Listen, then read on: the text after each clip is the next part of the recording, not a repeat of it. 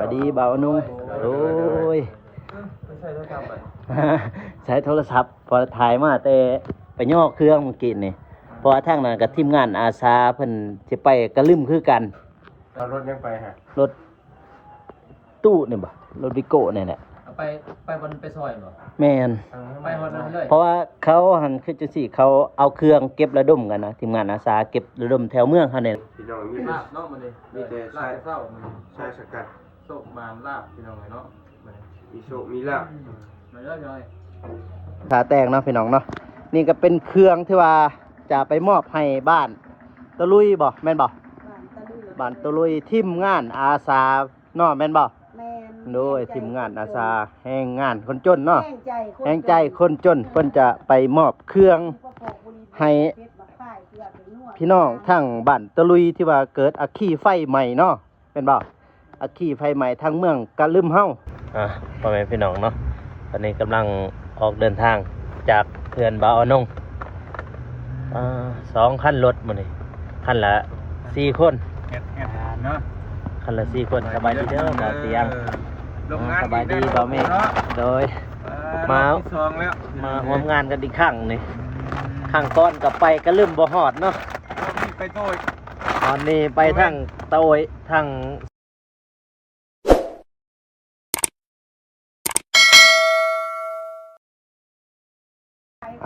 พ่อแม่พี่น้องเนาะตอนนี้เบาโกมาอยู่ที่บ้านทาแตงเนื้อเนาะโดยบ้านทาแตงเนื้อเมืองทาแตงเนาะพี่น้องเนาะนี่ก็เป็นเครื่องที่ว่าจะไปมอบให้บ้านตะลุยบ่แม่นบ่บ้านตะลุยทีมงานอาสาเนาะแม่นบ่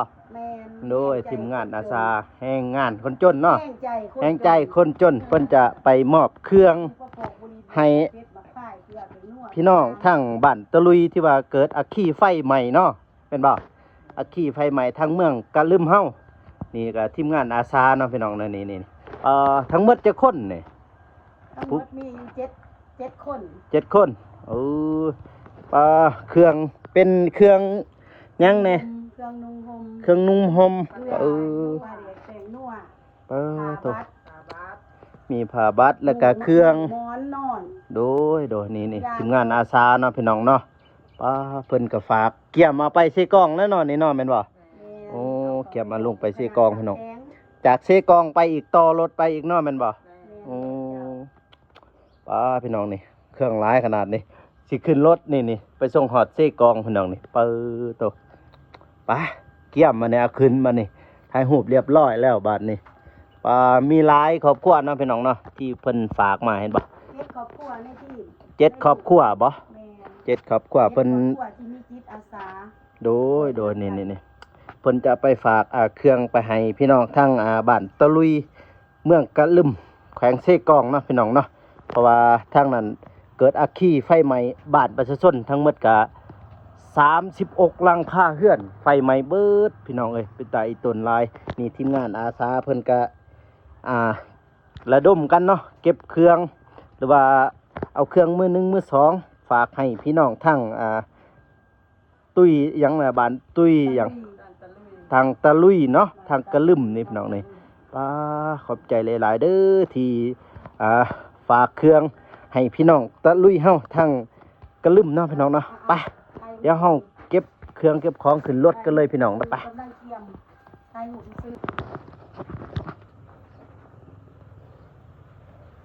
ก็มีหมูกันไปหมอกต้องกันอันนี้แกะอยู่ค่ะแต่คือบุซับต้นมันได้ดอก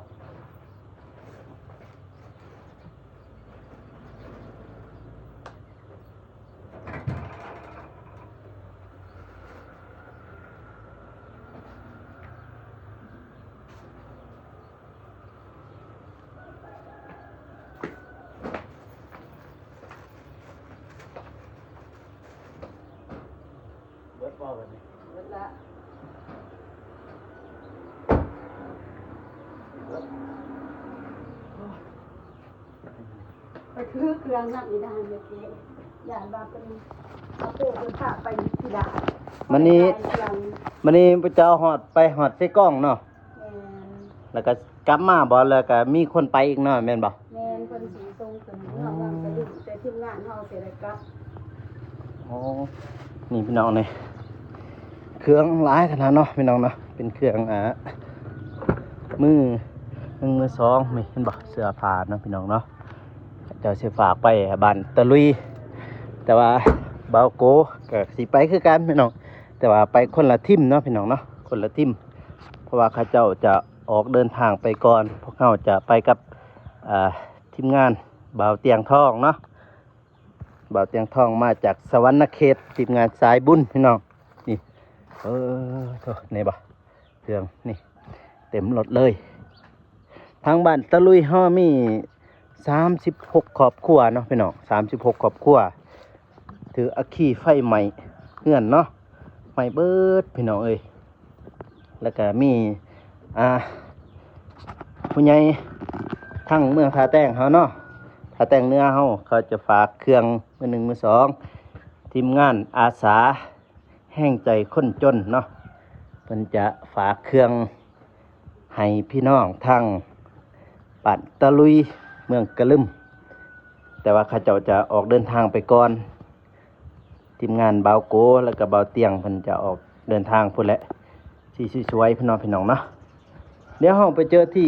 จอกันที่บ้านเบาอานุ่งอีกตื่มเนาะพี่น้องไป let's go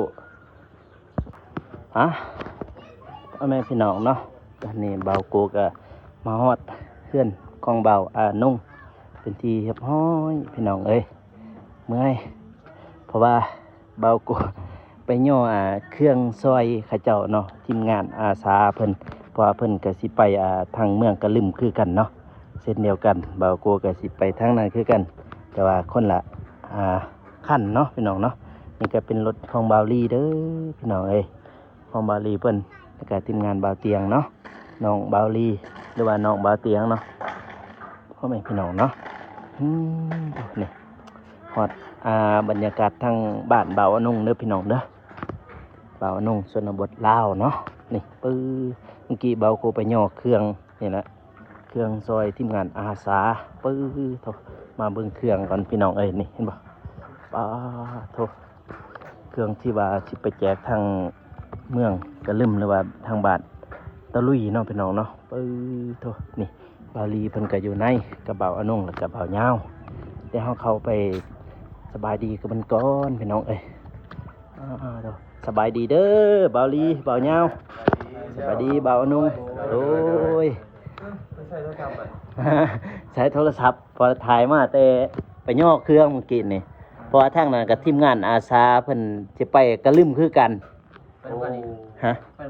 บ่เพิ่นไปก่อนแมนเพิ่นไปเลยกำลังสิออกเด้ เอารถยังไปฮะ รถตู้นี่บ่รถวิโก้นี่แหละ ไปบนไปซอยบ่ แมน ไปฮอดนั้นเลย เพราะว่าเขาหันคือจังซี่เขาเอาเครื่องเก็บระดมกันนะทีมงานอาสาเก็บระดมแถวเมืองเฮานี่แหละ เจ้า แล้วก็ไปส่งให้อยู่แขวงเฮา ไปส่งซื้อบ่ แมนเขาไปส่งอยู่แขวงบัดนี้พระอาจารย์อีกสิต่อแต่นั้นพระอาจารย์อยู่สิกองเด้เพิ่นสิโดยแม่นแหละเพิ่นสิ ไปฮอดเมืองลืม แมนฮอด แต่ ฮอด ลืมไปให้ โดยแม่นแหละ ต่อ บ่ฮอดนะ ฮอดเนาะ โดยมันแต่ว่าพวกอยู่บองคอยเอาเครื่องขึ้นหันเขาสิไปส่งเครื่องฮอดสิกอง แต่สิกองมีพระอาจารย์เด้เพิ่นสิไปฮอดก็ลืมพุ่นเลยฮอดอันนั้นเลยฮอดบันตุยดานฮอดบันตะลุยเลยดิ ฮอดเลยบ่ ฮอดเลยแหละเข้าไป อาจารย์ไปฮอดเลย แม่นฮอดเลยเข้าไปก็หลายแต่เฮาไปจักโมงเฮา จังหน่อยนี่แหละ จักน้อยนี่บ่ เข้าครับ อ๋อถ้าบ่เตียงเนาะ เดินเข้า อ๋อ กัน นี่ไปหน่อย เมื่อกี้ไปย่อเครื่อง คิดว่าทีมงานมาครบแล้วบ่สบายดีบ่เจ็บนี่บ่เจ็บ พื้นแล้วบ่พื้นแล้วบ่ซะดอก พื้นบ่มีนี่บ่พ้น เอาบัตรท่านนึง เอาตอนหนึ่งมึงสบายดีบ่ตูน เฮ้ย เดี๋ยวนี่ มาเจอกัน มาเจอกันอีกเนี่ย หมู่มันดีเนาะ จะบ่ไหว้บ่ทบน่ะ เข้าแล้วเข้าแล้ว เอาไปจะไหนไปถึง รอเลยบ่ แล้ว เพิ่นตอด ตอดนานยัง เพิ่นตอด เพิ่งตอด ต่อย เพิ่งต่อยอีกดิ ต่อย นานยังบ่ แจกับฝากไว้บนนี้เขา ลูกต่อย แจรถบ่อืม ไว้ซื้อแกนอนตัวนี้ ถาเบาเตียงบ่นี่ โดยแล้วครับ ถาเบาเตียงมาพี่น้องก็สิออกนำกันเนาะจะได้บ่เจ็บสบายดีบ่ สบายดี จะได้ส่องได้แล้วบ่เฮ็ดจังได๋ล่ะบัดนี้ฮะ จันเรากำลังเห็น จันได้อีกเฮ็ดบัดนี้ จันปอน จันปอนจ้างเท่าใดบัดนี้ มาคันว่าจันบ่อยากเว้าในนี่นะ4 ล้าน 4 ล้านพุ่น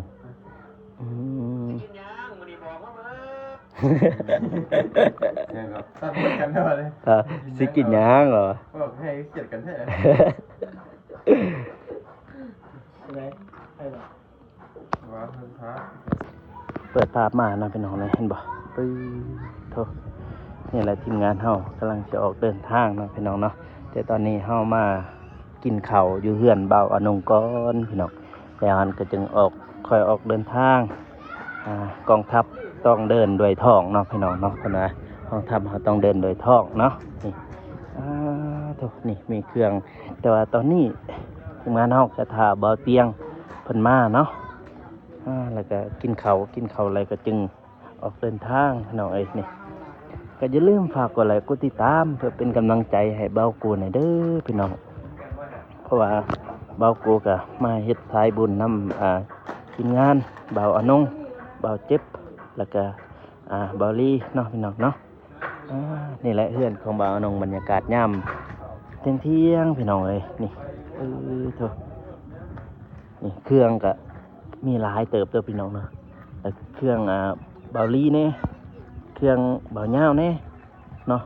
พอมีผู้ใหญ่ใจบุญเนาะฝากเครื่องมาให้ทีมงานไปซอยทางบัดตะลุยเนาะเมืองกะลึมแขวงเซกองพี่น้องเดี๋ยวเขาไปกินข้าวกันเนาะพี่น้องเนาะลงมือ ลงมืออันเบาอันเย็บขออนุญาตเบิ่งให้ค่อยเด้มันเห็นข่อยอยู่บ่ขอโทษเด้ออย่ามาใส่เด้อโอเคเห็นเบิดเลยเห็นเบิดบ่ได้อยู่บ่ของบ่กูเบิ่งให้แล้วได้บ่กู เห็นบ่ลง ตั้งซื้อนี่เลย เห็นบ่บักก็เห็นฮะ มาดูร่วมกัน6คนมานี่พี่น้องมี ลาบเนาะมันนี่มีแต่ลาบเศร้ามัน ชายสกัด โซกบานลาบพี่น้องเนาะมัน มีโชคมีลาภ มาเยอะเลย กินข้าวเย็นเราต้องซุมื้อพี่น้องเบิดประมาณครึ่งสอบแล้ว เลิกเราเรียนเล่าอะไร อีลีเนี่ยบ่ลีก็บ่ยาวบ่บ่บ่ยาว แน่เราตูนแน่ นะ ศพจาก รอแล้ววันนี้เนาะใครแน่แล้วสบายดีพี่น้องสบายดีกินแล้วบ่น่ะ กินหน่อย อ๋อสบายถึงบ่ยัง จนได้หมด ถึงเลย หมดทั้งแต่ ชม ตายอยู่เป็นทางแนวไทยเนาะเลยนำมาขึ้นทางว่ะคือเรากันมาบ่ายโมงเนาะเห็นค่อย แม่น เรียบแพน ก็ประมาณตอนนี้จะมุ่งน่ะก็พุ่นแหละบ๊ายบายไปเลยสิได้ออกมาจัดเครื่องจัดของ ขึ้นเหรอ เฮ้ย เป็ดมาเลยแม่ มันบ่เป็นหยังหรอกอยู่หั่นแล้ว อิ่มแล้วทำรายการเย็บ บ่ว่ารางวัลน่ะรางวัลให้บ่ว่า ลุกไปใช่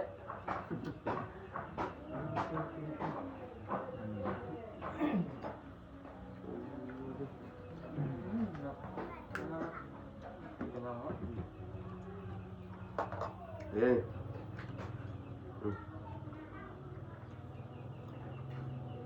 ยืนหรอยืนแหละน้องออกกินเขาอยู่อันเด้ออิ่มเพิ่นมาเลยอิ่มใช่ใช่ใช่ใส่มาทำเลย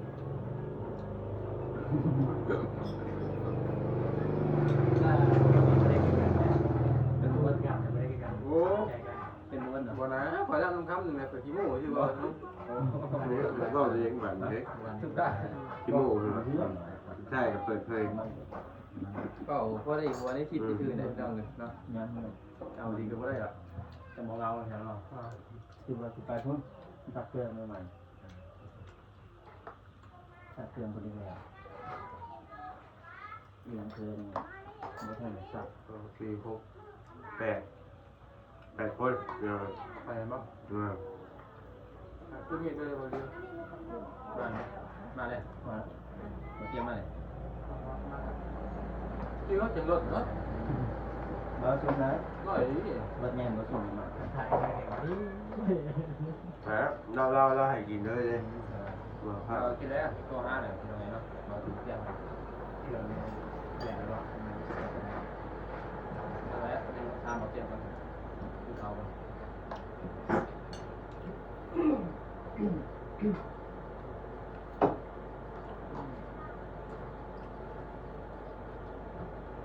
ชงนี่มันมาแล้ว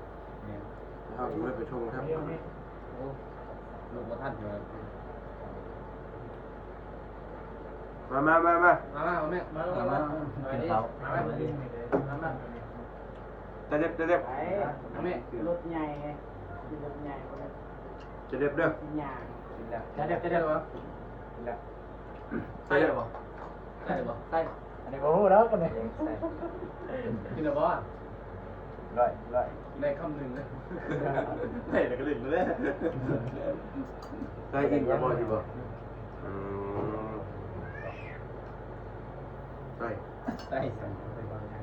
บ่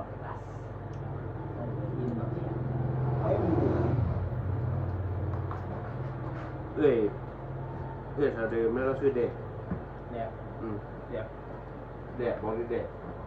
ก็ชื่อเด็กน้องนี่ถามบ้านนี่เลยโอ้เราดูบ้านหนึ่งเนาะเราดูบ้านน้องสารีฮะ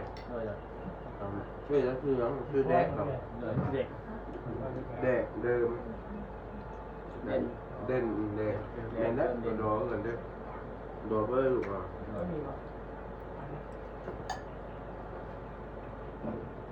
แต่ว่าคำว่าเด็กภาษาไทยมันจะของแบบอย่างเลยเนี่ยสเต็กที่มัน เด็กข้าวไหมมาทำสเต็กเขาว่านะ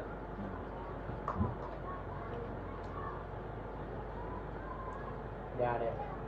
ไปมัน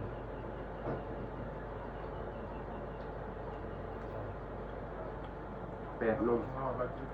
ชุ่มใจทั้งอันไม่ต้องใช้เมื่อมากเบอะมากป่ะเบอะมากครับอะไรคุณจะเด็บ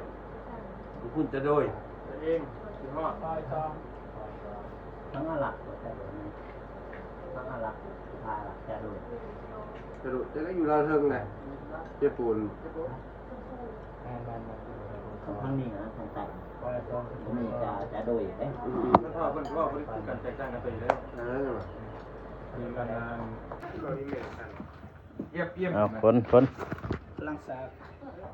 ขึ้นได้ไหมเต็มบ่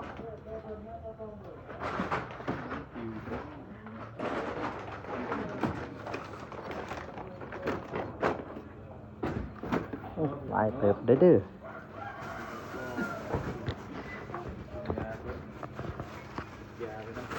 ยาบ่เจ้าด้วยจ้ะโอ้โหถ้าตัวเขานักได้ดิเอาไปที่ไหน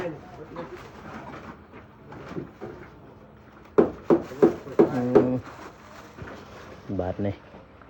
สิบ่เต็มบ่ม่วงอยู่ก็ใช่เราดีโดดขนาดได้บ่เทียบเลยโอ้ยนี่ไปพูดแล้วบ่ใช่ของบ้านผมไม่ธรรมดานี่ไง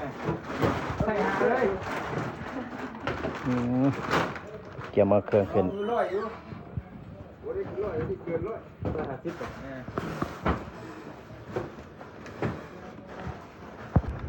พ่อแม่พี่น้องเนาะตอนนี้กำลังออกเดินทางจากเขื่อนบ่าวอนง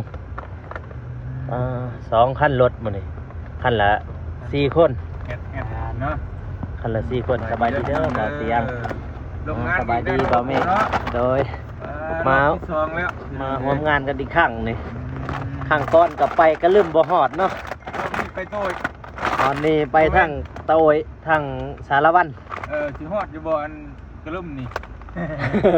ถ้าเบิ่งถ้าติดตามไปนำกันพี่น้องเอ้ย ไปดักจริงบ่ฮอดไปนะกระลุ่มมันฮอดได้ โดยไปก็ลืมให้มันฮอด ไปดักจึงฮอดแต่ครึ่งทางก็กลับวันนี้ที่ไปทางกระลืมมานี่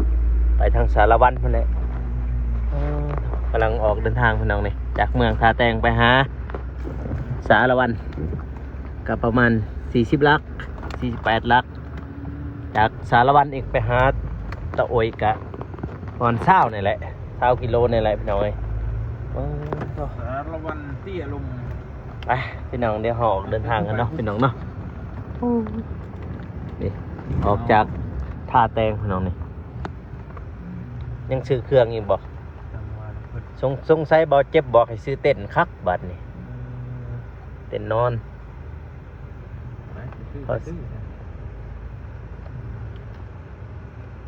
เต้น150,000บ่ดักหนึ่งอยู่นี่ ประมาณนั้นแหละเคยซื้อตอนนั้นตอนมือกระลิ่มเหมือนกัน ระวังรถหลังเด้อระวังมีรถอยู่ เราส่งบ่เป็น ส่งตำแหน่งบ่เป็นบ่ ส่งตำแหน่งบ่เป็นตัวหาย เจ้าแคปเอาหันมันง่ายกว่าแต่แคปหน้าจอแล้วก็ขีดวงม่อนให้เราหันตัวนั้นดีกว่า ถ้าจะส่งวิดีโอหันเราบ่เห็นจะต้องมองใดมองใด ยั หั น น โทรศัพท์ ได้อยู่ถ้าจะแคปครับแคปหน้าจอหันแต่ก็ไม้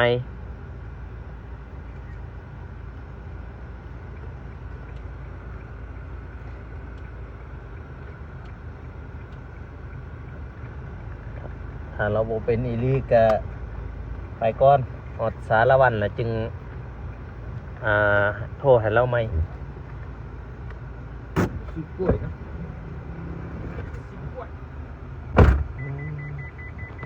พี่น้องออกเดินทางแล้วเนาะพี่น้องเนาะลงไปทางสารวันแล้วนี่ทางกับบอตูนสบายดีบอตูนนะ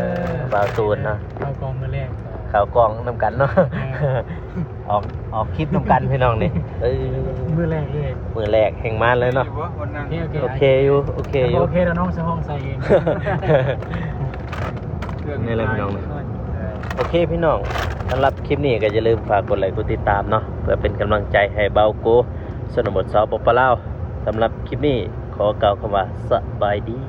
แล้วเจอกันอีพีหน้าเนาะพี่น้องเนาะ สบายดีเด้อ สบายดีเด้อ สบายดีเด้อ